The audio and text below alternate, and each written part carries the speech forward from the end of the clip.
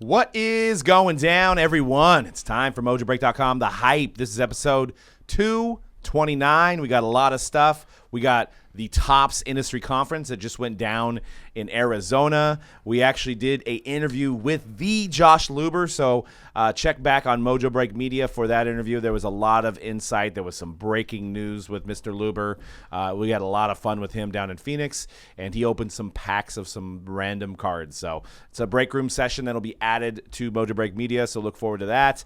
We're going to talk Ja Morant. Had some amazing plays. We're going to compare his Prism Silvers amongst some of the other NBA guys that have been selling well. And MLB Lockout, it's a bummer, but we're going to talk about it. We're going to talk about that. And we're going to kick things off here with a hockey segment with Emily. We're going to talk Series 1 hockey, Young Guns, and get excited for that flagship release. So we're going to kick you on over to that.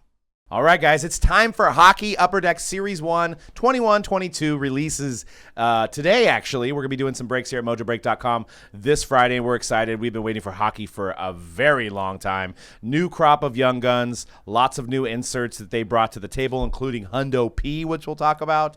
But, Emily, what are you most excited about for Upper Deck Series 1? Yeah, there's so many names that are coming out of here, which are really exciting in the Young Guns and the base set that we have. But Young Guns, I mean, you have to talk about Cole Caulfield, first of all. Yeah. He's one that everyone was excited to see. Obviously, the Montreal Canadiens have not had the best year, but he has had a decent season, I would say. If you look at his stats, I'm going to pull that up, but obviously the Canadiens, since they got Martin St. Louis as their interim head coach, has been doing really well. So he's one. And he's in the coveted 201 spot, guys. So for Young Guns, for you guys that don't collect hockey, you get 6 Young Guns in a hobby box. A case will yield 72 Young Guns, and that is comparable to the Prism rookies, the Wander Franco from the Series 1 baseball. This is the hockey rookie you want. You can look back, and the reason I mentioned the coveted 201 is because you have Sidney Crosby's 201. You have Connor McDavid, who's 201. So Jack Hughes, who's 201. So Caulfield gets the 201 over Zegras, and it was probably planned out right after that playoff run last year, where it was his name we were talking about. Right, and he's doing a lot better. Like I said, I know the Canadiens did not have the best start, but Cole Caulfield is starting to come up. You mentioned Trevor Zegras. His card, I think, is always going to be one that people are going to want. He's making such a splash in the league right now. Everyone's talking about him. You have the NHL accounts tweeting about him, although the Ducks we'll see if they make the playoffs or not, but Trevor Zegras is going to be somebody that is going to make moves in the league for years to come. So that's definitely one you're going to want to look out for sure. Yeah, and keep in mind Upper Deck hockey is only available in hobby shops that are approved and also group breakers who are approved. So they don't make quite as much of it compared to baseball. So, usually it holds a really good value. And, the Ducks is going to be Zegras, and Canadians are going to be Caulfield. So those are going to be the guys that initially, if you're new to hockey, those are the teams. If you're in a random or if you're buying a PYT, those are definitely going to be the teams that you want to get. And obviously your Oilers with your McDavid cards and your McDavid inserts are going to be, ones that you're going to want to try to chase as well. So, Dan, what are you most excited about Series 1 hockey? I'm always excited about new crop of rookies and names that I can destroy because I don't know how to pronounce them. But you're also the high gloss. Yeah. I'm glad you mentioned that. The UD exclusive parallels, which hold a substantial premium almost for anybody who you get out of the set. But if you get a Young Guns that is a high gloss number to 10 or a UD exclusive number to 100. Yeah. Through the roof. I was going to mention that. Yeah. You get those guys, the number to 10s. I mean, it would be interesting to follow those on eBay, what they're going to go for initially for the big names. This is a set builder set. It's not a set if you're looking to pull autographs. So you're going to see maybe 1 to 2 autographs in a case.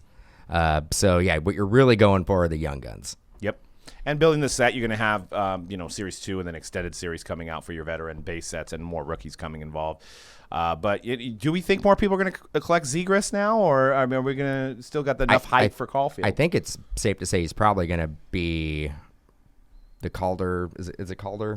The Calder Trophy. How about that? Look at that knowledge for Rookie of the Year. Though. You could have. No, it's not the Vezina. Do you know what that? Do you know which one that is? The MVP, right? The Vezina? That's a goalie. Yeah. Vesna's goalie, yeah. close. MVP's What's Hart. up? Ooh. Ooh, the Hart. Yeah. But the young guns are interesting. I mean, you have on here also Jeremy Swayman, who we talked about it when we did our hockey segment on how goaltenders a lot of times are considered rookies a lot longer than your skaters, because goaltenders typically don't play the same amount of games or never play the same amount of games usually that your skaters go. But Jeremy Swayman was just named the NHL rookie for the month of February. He's crushing it for the Boston Bruins after coming back up from the Providence Bruins since Tuukka Rask, retired this season. So there's guys like that are really exciting as well, that are big names that could be franchise players for your teams that you're seeing. So yeah, there's a lot of excitement in this one. There's a lot of names that you can kind of look out for. So now I know you did a 2 hockey breaks on Monday. Yes, we did some 1920 ingrained and some 2021 SB game used. What was your favorite card that you pulled out of those? My favorite card had to be the Corey Perry one from the All-Star game when he was with the Dallas Stars, and the game was at the Cotton Bowl. I think it was in Dallas, right? I think so. Check me on that. Yeah. I think that's right. But the card had part of the net in it, like as I guess like a relic. Yeah, like the net cord. Yes, which was super cool. And it's just so funny because that game, if anybody watched that game and remembers, Corey Perry, I think, played about 2 minutes of the game, and then he was ejected. And it was that like walk of shame, they call it, where like to get to the locker room from the rink was like this extremely long walk. So he's like being kicked out and the cameras are on him, and he's like in full gear, like walking just like down this random like path that they created, like to get to the locker room. It's so funny. So, and Corey Perry, obviously, he's one of my favorite players in the league. We share the same birthday, if anyone is wondering about that. We're birthday buddies. So yeah, that was probably my favorite card that I pulled. Yeah, I share the birthday with Cain Velasquez, by the way, which is in the news recently. So I don't think this is the last time I'll admit that now. Hopefully it gets, wasn't true. But and who else? Oh, Jacoby Shattuck. From Papa Roach, yeah. But actually, Cain Velasquez is the same year as me. So I don't know if that's birthday buddy times 2 or something when it's the same. That's a good deal. Same year. But yeah, that's really cool. I mean, back into Series 1, 21-22 Series 1. So one of the new subsets is electromagnetic, which you got to see the picture. It's phenomenal. It kind of reminds me of that flawless design where it has multiple players, has multiple colors. But they're also doing a subset that I just alluded to at the beginning called Hundo P. It's going to be players that give it 100%. All the time. So are we running out of subset names, Dan? What do we think? Hundo P. Do you want to be known as a player who doesn't give it 100%? Well, why wouldn't you just call it? I think every player would be like, well, where's my card? No, like, I'm fine with that. But yeah, I see what you're saying there. But why call it Hundo P? Do we know who's on this list? It does not say. Let me see if I can find out who's on that checklist. Because that's going to be interesting. It's not going to be Evander Kane, I don't think. I was going to say, I'm like, Evander Kane is card number 1 in that subset. Gives it 100%. I'm going Andrew Cogliano. Definitely on that list for me. Burnsy too, right? You got to put Burnsy on there, maybe. Yeah. I'm going to say Marc-Andre Fleury. He's going to be on that list for me. 100%. And depends. What kind of 100% are you talking about? Like, are you talking about somebody that every shift they're going as hard as they can, or are you talking about somebody that is like a Brad Marchand who plays his role 100%? I found it. Like, where are we going? Connor McDavid. Okay. Zach Parisi, Braden Point, Brent Burns. Ooh, wow. Brent Burns. Called it. See, I had a crystal ball there. Alex Pietrangelo, Milan Lucic, Brady Tkachuk, Sidney Crosby, Anze Kopitar. There's 25 guys on the list. Joe Pavelski? Yeah, see that list? I was going to say Joe Pavelski. That list is all over the place, though, because you've got guys like Sidney Crosby who are, your top guys in the league, the best in the league, right?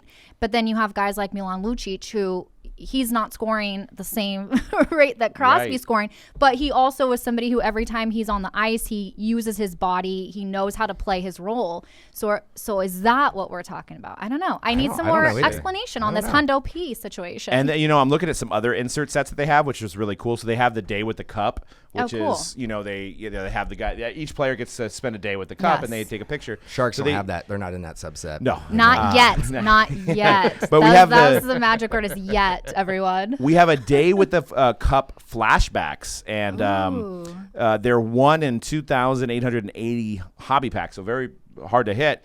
And we have Wayne Gretzky, Guy Lafleur, Terry Sawchuk, Bobby Orr, Phil Esposito. That's going to be pretty cool. Amazing. To see them, back in that time with That's the day with really the cup. cool. That'd be cool. Yeah. So I hopefully like we that a see lot. some of those when we pull them on Friday. We'll be breaking some Series 1 hockey on Friday. So Yes. check that out, mojobreak.com for your breaks. And if you want to get a box yourself, you have to come in the store. We can't sell it online. So you have to come in our store here in Santa Clara and get yourself a box of Series 1. All right, guys, we're back. And the giveaway this week will be, what is your favorite hockey card of all time, either in your collection or something that you've always wanted, whether or not you have one or not in your PC. So go ahead and comment on the Mojo Break Media video here below in the comment section, and a winner will be named, and we'll be giving away a box of Series 1, 2020 or 21-22 Series 1 hockey. We'll be giving away that, and you can chase Trevor Zegras, Cole Caulfield, those flashbacks we were just talking about. So put your comment below, and I think we're going to name a winner from last week. Was SB is going to win the gift card. So SB, hit us up if you want to put that in an In-N-Out Burger gift card. We can do that as well. But Or I don't know, Five Guys maybe. Five Guys, burgers and fries. Want to step it up from In-N-Out Burger? You can go Five Guys. Any new food you've been dabbling into, C-Rad, lately? Any new joints? Any fast food joints that you? Dude, he's on that pizza kick, man. Oh yeah, Pizza review. I'm heavy and the issue is that I'm on a pizza kick, and I've been watching those one bite pizza reviews. But honestly, there's not too many places I can try around here. Right? I've tried a few different places that I've never tried before, and it's still like I don't feel the same as when me and Dan went to New York and tried actual New York pizza. You know what I mean? Because these one bite reviews, honestly, like there are a couple of spots in SoCal that apparently are really good, but we don't live in SoCal, so I can't just take a trip down there every day and just try out some pizza. I want to jump. Since we're talking about pizza, I'm gonna talk about pizza here. Okay. We're gonna talk about, and I'm gonna tie it into the. Let us know how you feel. I'm gonna tie it into the industry conference. So we basically had pizza at the industry conference. It was a little food court. Okay. Didn't look like it was going to be all that bad. One bite, the rules. Oh, okay. So yeah, we get it. I'm going to score it. I'll let Doug score it as well. But it was a 1-7.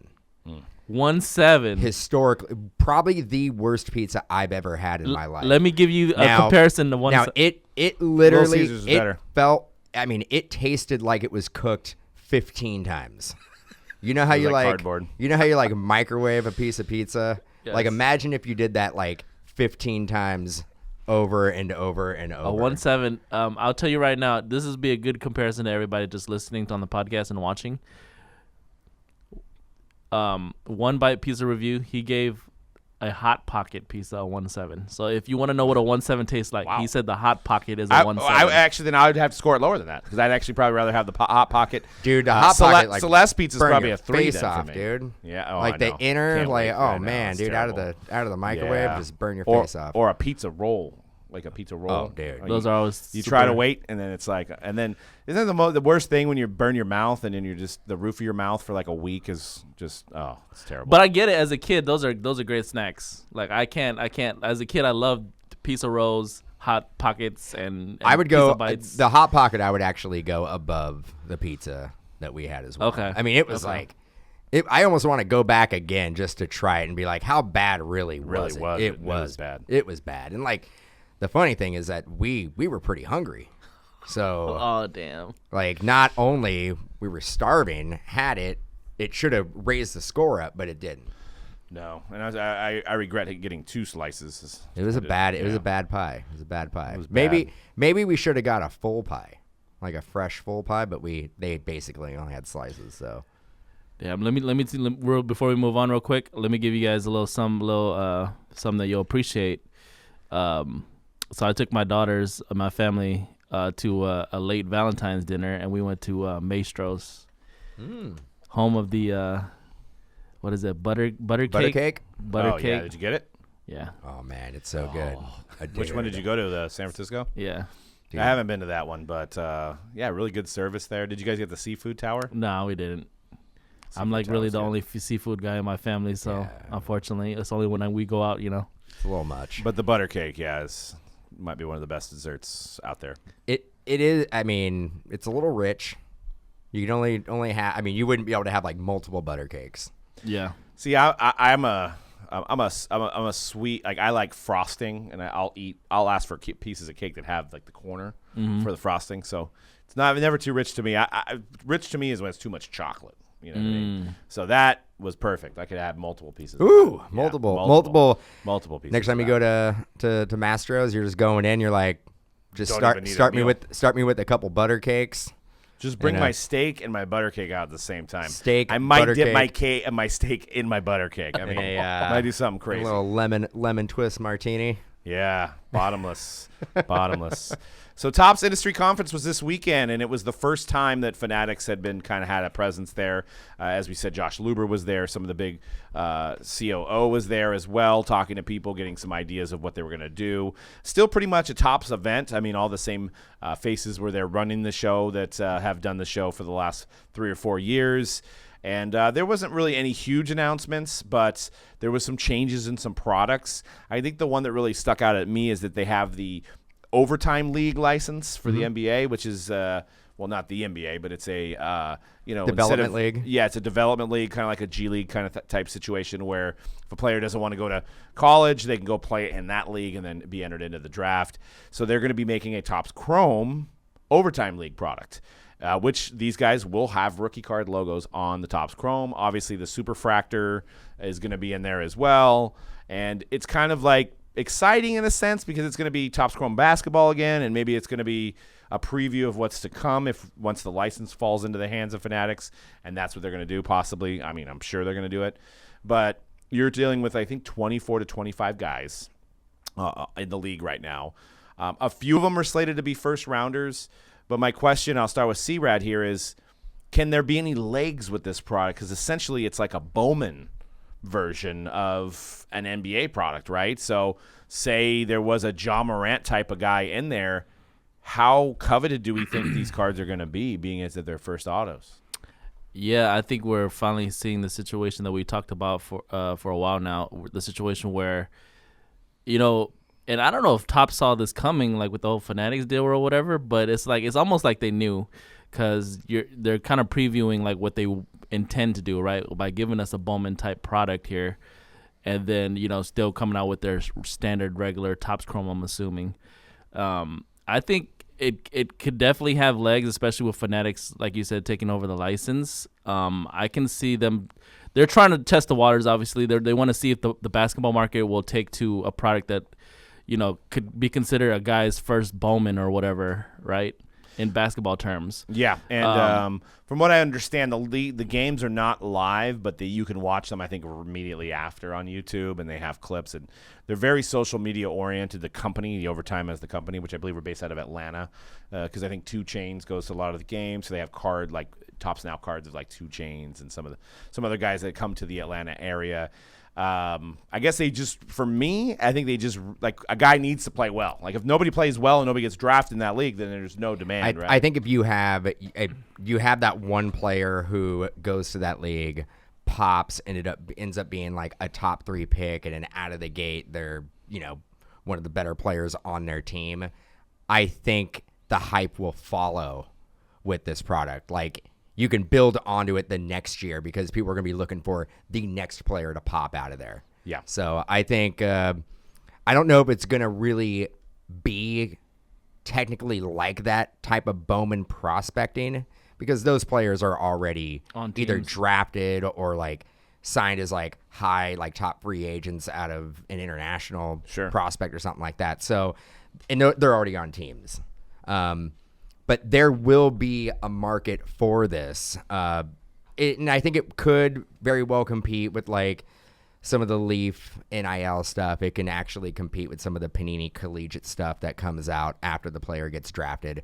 But again, if you have that one player that pops, I think the hype will build onto it in the coming years with that product. Cody, what are your thoughts on a product that is going to be prospect oriented for a league that's kind of in its infancy?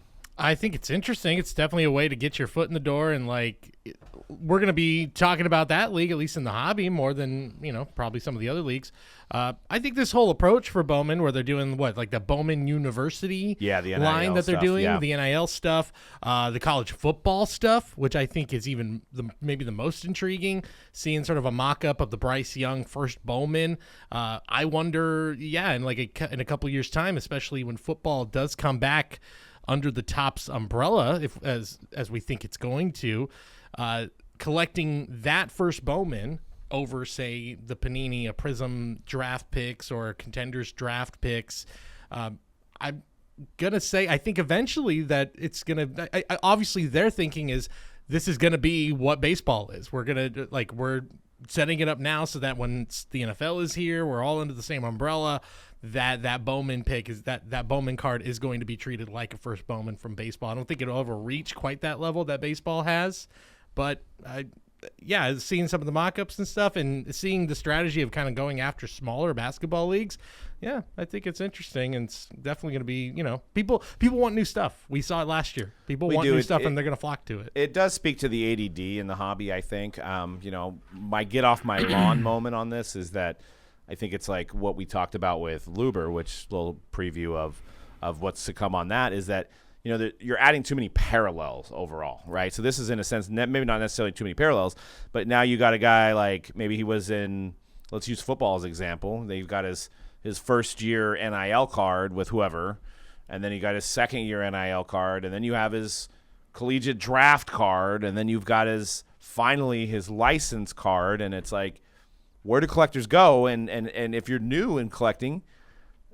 are you going to get duped by buying the Bowman University one because it's cheaper, not realizing that, hey, that's not going to maybe have – I mean, all these questions will be answered once it happens, but I just feel like it's just too much going on for me. But I understand the process because I understand that Topps – this is a way for them to try things out before they get ready for the the licensed versions of these.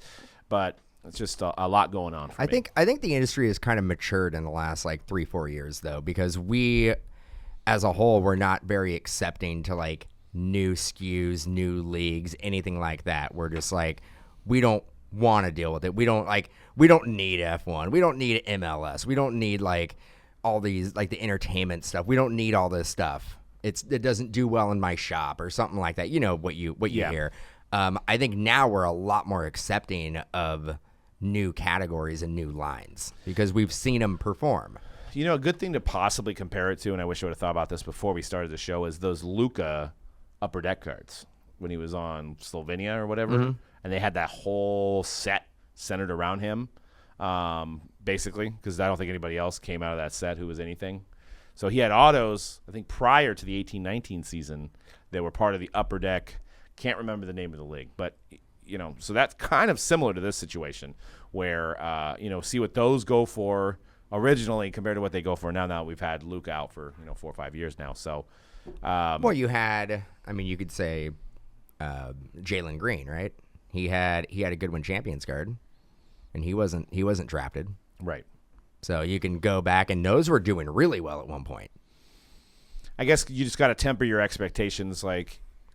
I bought a Luka shirt from Luka's company, and I got a Luka signed 5x7 card. Well, it's that Luka 5x7 card sold for $30 if I wanted. I didn't sell it, compared to a Luka Prism auto that's $5,000 or $6,000, right? So I think customers need to know that when it's all said and done, the brand does mean something too.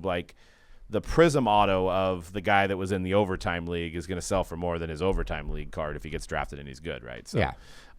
But we'll see. Maybe somebody takes to these cards and they're, I think 101s are still going to be 101s, right? If it's a 101, it's still going to have value to it. But it also is the first Chrome basketball Chrome release that you're going to see with Topps' name on it. Yeah. Since what?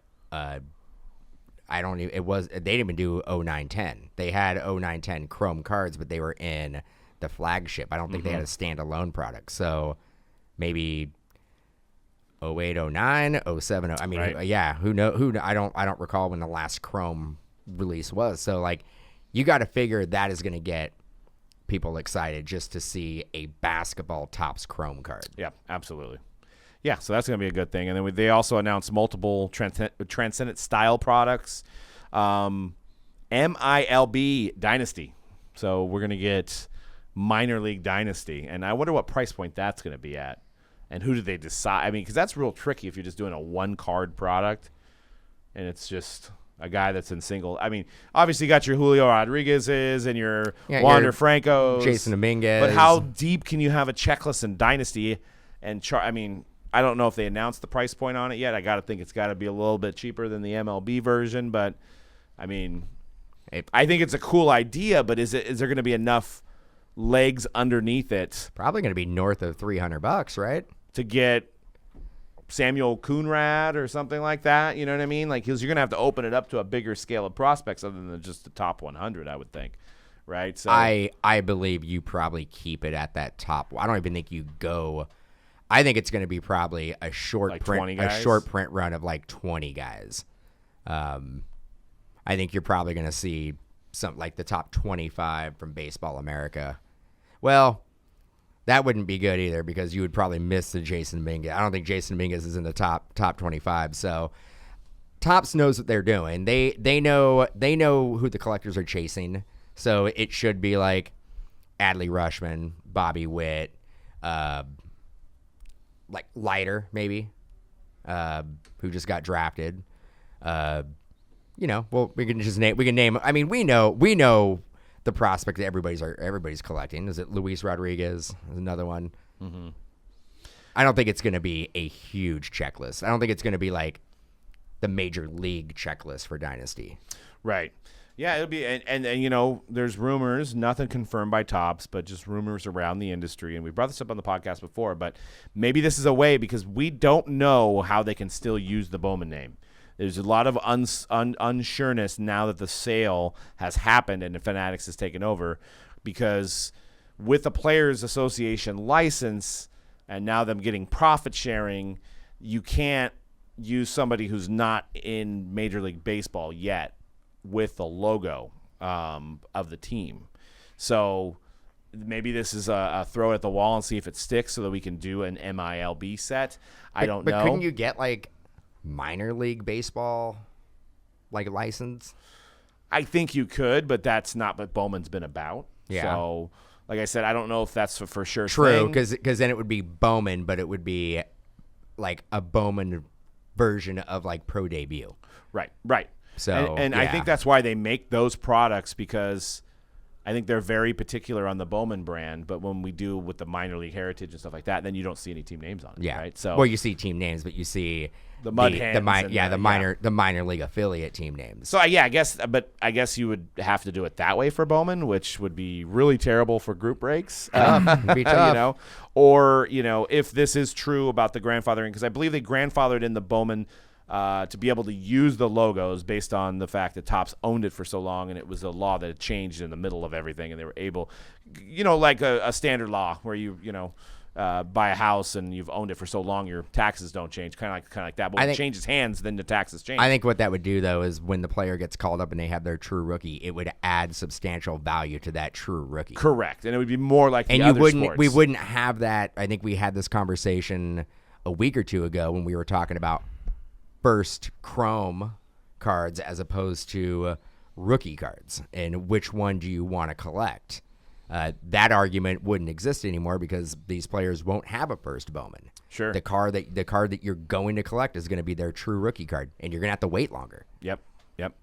So they also announced some Topps Chrome Cosmic and Bowman Chrome Under 21 Soccer as well. So we'll be waiting to see some images on that to let you guys know on that, and I'm sure there's some more info on Twitter as well. But speaking of the basketball brand, C-Rad, what would you think would be, other than Topps Chrome, what Topps current brand you think would translate over to basketball pretty well, design-wise? Inception. Ooh. Yeah. Interesting. What would be Origins? I mean the obvious one. Because you know what they're coming out with. The OTE. Oh, yeah, they have Inception OTE. It's Inception OTE. Interesting. So they think the same way as you? Yeah. I mean, the obvious one for me. Conrad's locked in, dude. He gets it. The obvious one for me would be the high end stuff, right? Like I would love to see, you guys know my favorite baseball product, Definitive. I would love to see a basketball version of that product, Yeah. right? Or even Diamond Icons. I know that's everybody's favorite as well. But yeah, other than that, Inception. I'm trying to think of what other top designs I really love. I mean, they kind of. I mean, finest, right? I mean, They're, which is, I mean, but then like I kind of group like the way I think about the tops line is like I kind of group all those like refractor products together, right? Like finest, best, Bowman, Chrome. For me, it's like I mean those are great designs every year. Usually, pretty good designs on all those products across the line. So yeah, I think for me, I'm most excited about the high end stuff. But Inception will probably work obviously really well with basketball. I think that'll translate well. Cody, any thoughts on what design? I know you're a big finest fan. Is there any other designs that you think from baseball that would translate really well into when they start making basketball cards? I think Finest is like the obvious choice. If they can do something similar to what they had last year with the throwback Finest with basketball, I think that would like sell like crazy. Yeah. People would be all over that. Yeah, I think that to me is like the slam dunk, no pun intended, obvious choice for basketball collectors. And another little teaser, we asked Luber a possible future of Michael Jordan cards. So we asked him that question. So stay tuned for that on the next podcast as well, on the next break room session with Josh Luber. But I'll kick it back over to Cody about the MLB lockout. Manfred, not well liked these days. I think there's some clown shirts coming out by Dallas Braden. How do you think, I mean, I'll actually drop some knowledge from the event before I transition into you, that there was a question asked at the event about baseball cards, Series 1. Top said they feel like they did not make enough Series 1. So I remember we had a show saying there's too much Series 1. They're like, we didn't make enough. And you could see it.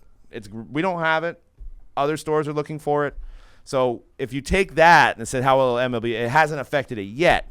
But I think at some point it's got to affect the hobby. And what are your thoughts on that? I think you're going to see it affect the hobby in the singles market for sure.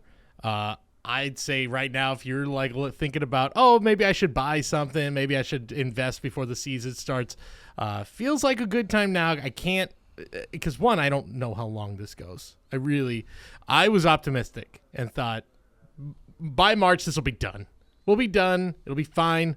And now I would be happy if there's baseball before Memorial Day at this point. They already canceled the first two series, right? That's right. Yeah. First two series have been canceled. Yeah.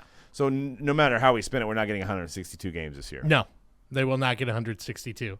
But yeah, I don't think you're going to see, because I think there's still such a locked-in market as we've seen for Series 1 especially.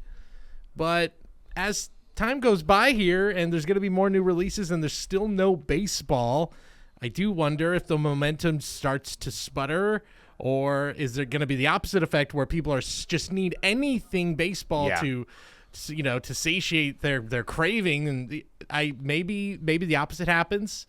But I think if there's anything that's going to suffer, it's the singles market where those cards, especially guys who maybe were expected to make that leap to the majors this year, guys like Adley Rutschman, Julio Rodriguez, some of the guys we mentioned, their values could take a big hit if you've been holding on to those guys for a while.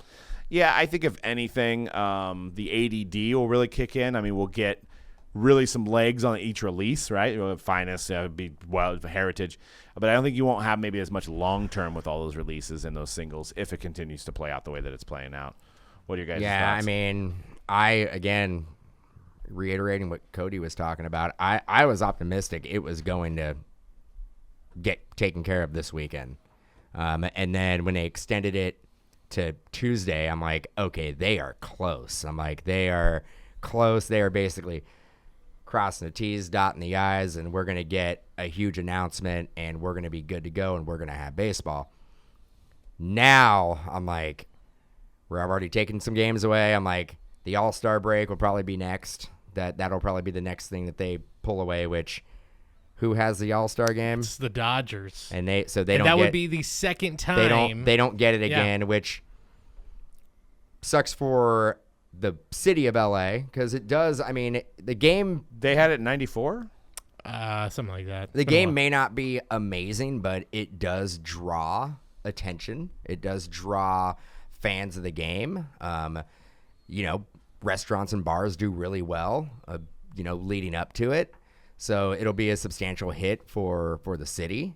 I think that's why Atlanta was so bummed because, you're messing with the city's economy. I didn't even think about that. You're actually looking at all the 30 cities. I mean, how many of the restaurants around the ballparks that have been hit with that for 2 years right have been having a little bit of a struggle. We've had something that we've been dealing with, and I'm not going to say it because again, we don't want to get blocked, but like they're still trying to recover from that, and there's a lot of restaurants and bars right down where the Giants play that they're banking on a full baseball season with the Giants coming off 108 wins. They're expecting a little boost in some revenue there. Yeah, that goes through 30 major cities across the country. And that's to me the thing that's to get real here, but like it's true. Get like real. The people who are going to be hurt the most are, like you said, the people who have the restaurants around, but the people who work in the ballpark. Absolutely. Yes. Those are the people who are really going to be hurting the most here. And here's the thing too, it's not and this isn't like a both sides thing, because it's clear there's one side who's far more at fault here. It's the ones who put the lockout in place, the owners who they could lift the lockout right now and we could just renegotiate a CBA while baseball's happening. This doesn't need to be happening. Like players just want to play baseball. Exactly. They want to play baseball, and I don't know. And at the same time, it's like I didn't drop $1,000 on playoff tickets last year to watch Larry Baer take on Stan Kasten. I spent that money to watch Walker Buehler take on Chris Bryant. Okay, that's who we need. Like, just get it clear. Yep. If you're on the fence about like, man, this sucks, why can't they all just figure it out? Remember why you watch the game. You're not watching it to watch Hal Steinbrenner. All right, let's go worst case scenario now. It's 94 all over again. We lose a full season. Ooh. Okay, and this is doom and gloom. But 94, at least we had a half a season. We had a half a season, but okay, let's say that. But we didn't have a World Series. We had no champ. We had no World Series champion, and you want to talk about a season that hurt real bad to like just cut it off. I mean, you had Matt Williams that was he was going after Maris's record. I think you had Frank Thomas who was going after the all-time doubles record. Tony Gwynn was batting 400. Was batting 400. Yeah. The Montreal Expos were gonna win their division. They were gonna win a World Series. They were probably gonna win a still be World a team. Series.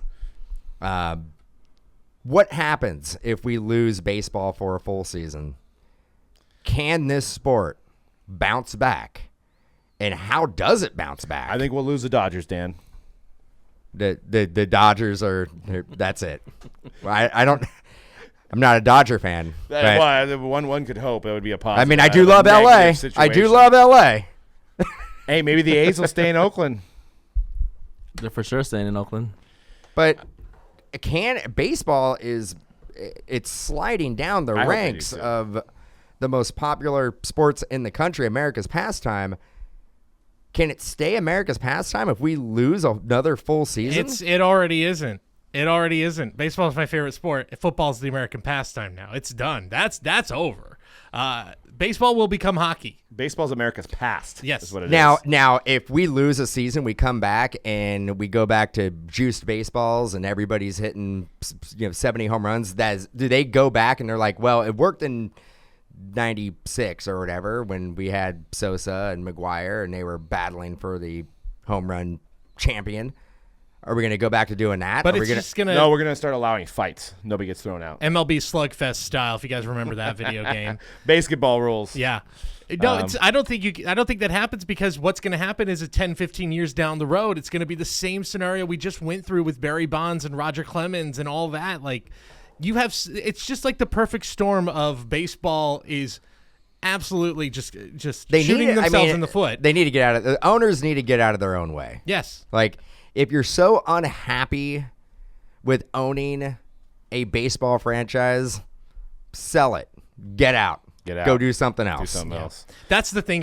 You hear the whole owning a baseball team isn't profitable. Give me a break. Get out of here with seriously. that. Again, I saw how much I spent for parking last year. Don't tell me you're not profitable. Yeah, it's going to be when I said baseball will become hockey, at least when in America, what hockey really became after that second strike in the early 2000s. And hockey hasn't recovered here. Hockey is not recovered. No, not in America. Hockey is, I mean, I think they jockey back and forth with the MLS for that, like, fifth spot in popularity. Yeah.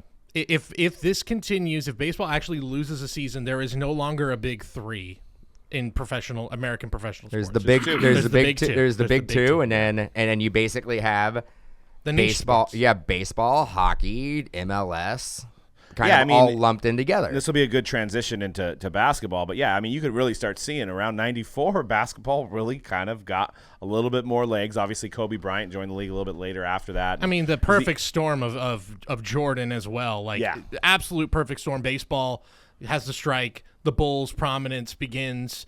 A perfect storm. Perfect storm. Last question is to C-Rad, as you know, in the chat doing breaks.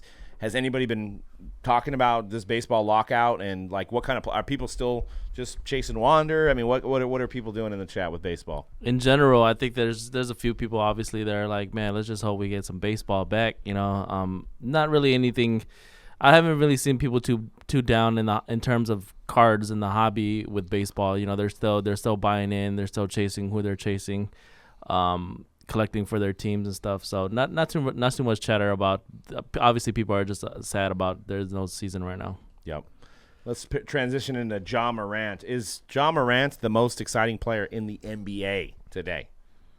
I say number 2. Who's number 1? Steph Curry. He's 10-12 his last 22. We need Draymond back, but yeah, I think he can be. I think he's a top five player in the league right now. Ja. Like right now, I think he is. I mean, look at these last 8-game stats. I mean, 34.4 points per game. He's 5 assists, almost 6 rebounds, 55% field goal rate, rated career high 52 versus the Spurs. I mean, it's insane. So, I mean, that 18-19 class, people still are buying Zion. I mean, Josh should be double Zion prices. But we got a graph here courtesy of Card Ladder.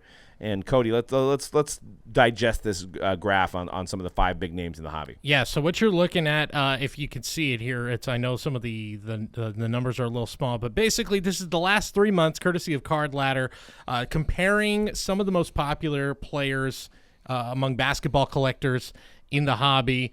That includes LaMelo Ball, Luka Doncic, Zion Williamson, Trae Young, and Ja Morant. Basically, you're seeing Ja's kind of in the middle of the pack with those guys. He's the green line if you're watching us.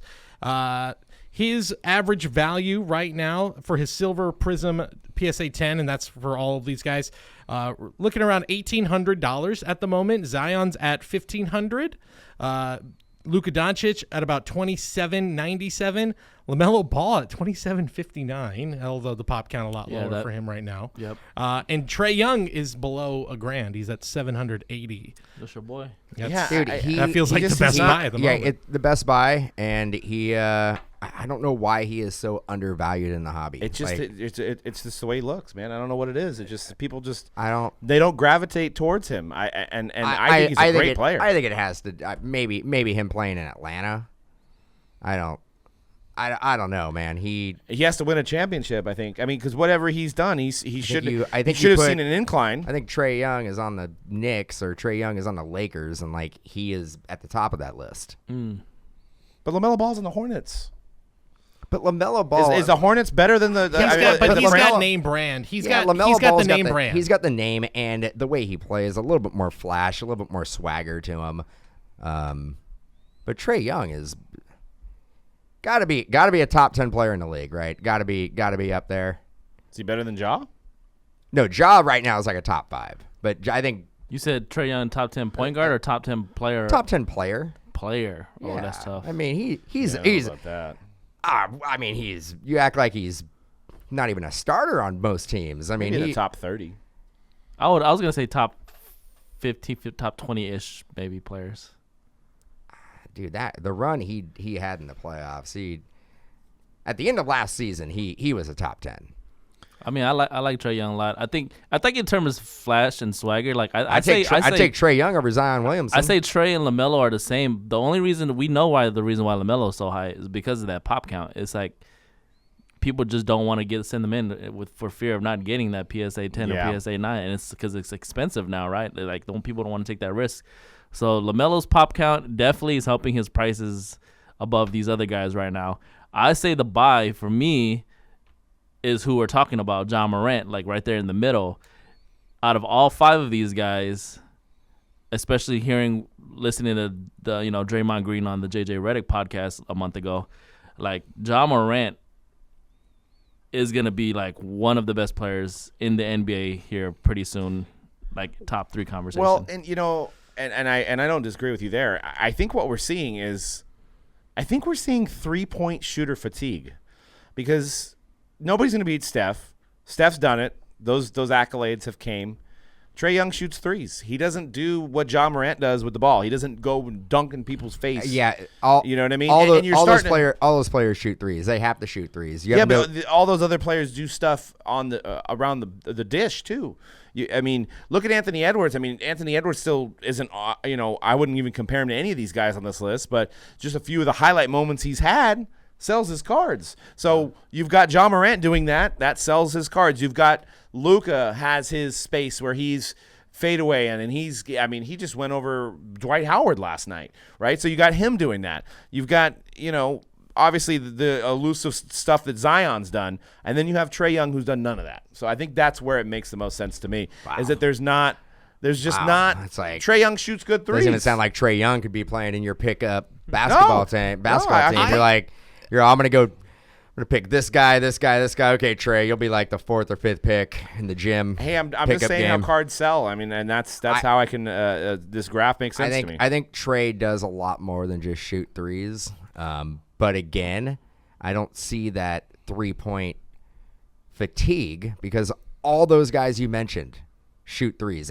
Anthony Edwards shoots threes. They all shoot threes. If you don't shoot threes right now, you will not be at that top tier of NBA talent. I think the explanation. Everybody needs to shoot threes. Does Pat Connaughton's card sell? Does JJ Redick's card Joe sell? Harris. JJ Redick isn't even in the Does league Joe anymore. Harris card sell? What do we got? Bojan Bogdanovic? Is that what you want to bring him up to? No, I'm just saying. Look at the Harris, 3-point guys. Those are 3-point guys. Was it? Yeah. Kyle Korver? Okay. Don't. You're comparing Trae Young to Pat Connaughton. I think the explanation is way simpler. A high-end Pat Connaughton, okay? The explanation is way more simple. I think it's just as simple as, like, he had that incredible series where everyone was talking about him against the Knicks last year.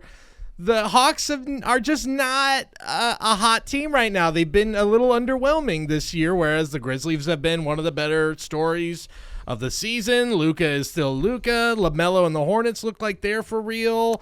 So there's just a lot of other things going on, and he will always, I think we've talked about before, he's always going to have that sort of second build, like, feel to him, because he was in the same class as Luka, and until he can get to the finals and break the mold and get past that, he's always going to be the guy in the same class as Luka. I agree with that, but it's crazy that, like, Ja doesn't really have that with Zion. Zion doesn't really have that with Ja. Like, let's face it, what Zion has done on the court, he probably shouldn't even be on this chart.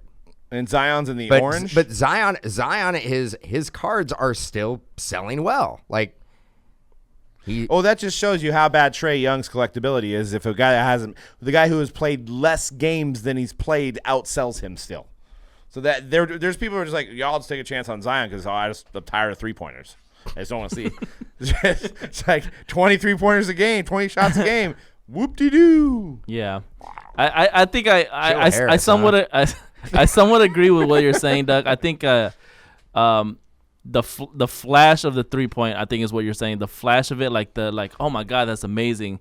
That's kind of worn off a little bit because Steph is just demolished. Steph and Clay, honestly, have just demolished. Like, I mean, and even Dame does this stuff too, right? Right. So, but I get what you're saying, but I think it's because every player in the league is shooting threes. Yeah. right.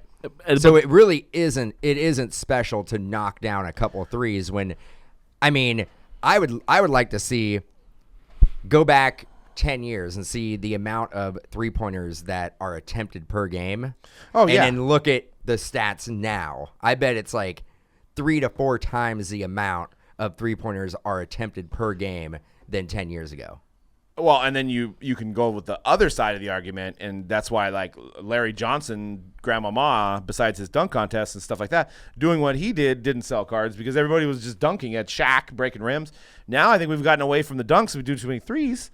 So now you see a highlight dunk because back then it's like highlight dunk. You got NBA Jam going on and stuff.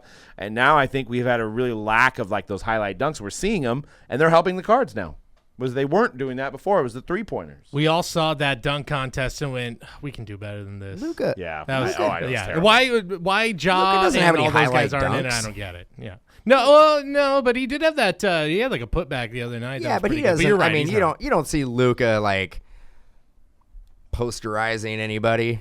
It's just that What are you gonna say that about that? fadeaway, Like, what does that he do? Fadeaway shot. He's- It's just, Oh, Luka- the old fadeaway. Luka has been anointed as I'm telling you, man, chosen that one. the That's hook what it shot's is. coming back. The sky hook is coming back, and that's going to be what's really going to drive up the cards. The sky hook is coming back. Invest in Kareem. no, you know who I'm looking for next?